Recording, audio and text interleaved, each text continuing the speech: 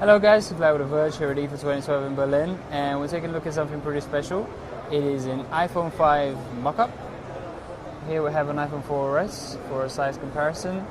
As you can see, this looks very much like all the leaks that have come out previously. You've got a two-tone back cover here, and flipping it around to the front, you've got what looks to match the 4-inch leaks and rumors that we've heard of the iPhone's display going vertically higher. So this is the original iPhone 4S, and this is how big or how tall the new iPhone display would be, assuming that this mock-up is actually legitimate. We have gotten a hold of this from one of the case manufacturers here at Enfin in Berlin, which has chosen to remain nameless in order not to upset a certain company. What we have been led to believe, however, is that case manufacturers are very confident about this new design and are starting to produce cases in volume in order to ship them next week, as soon as next week, to retailers. So here are the changes. The dock connector at the bottom has been shrunken, exactly as we've seen. Still got screws on the side of it. Right there you have openings for speakers. On the original iPhone 4 and 4S, only one of the openings is a speaker, presumably the same with this new one.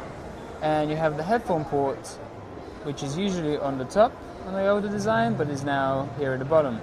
Flipping this iPhone 5 mock-up to the top, now you only really have a power/lock button, nothing else on the top.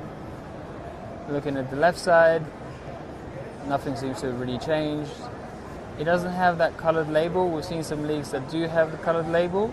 And you might also notice that beyond the metal surround, there is still a little layer for the display, which matches this one.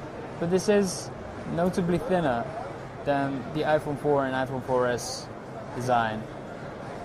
The home buttons look to be pretty much identical, and they operated pretty much the same way.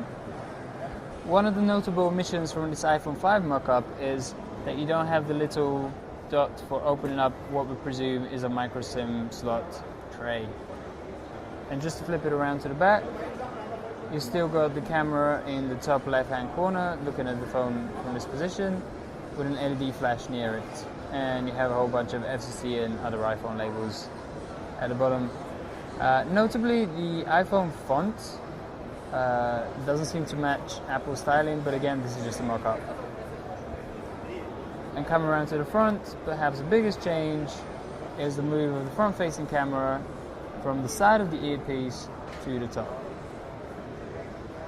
So that's really it. It really seems to look exactly as all the leaks have suggested that it would look. The iPhone 5, it is thinner, it is taller than the iPhone 4 and 4S, and we'll really just have to wait to see how the software works, how much of a difference that makes in day-to-day use.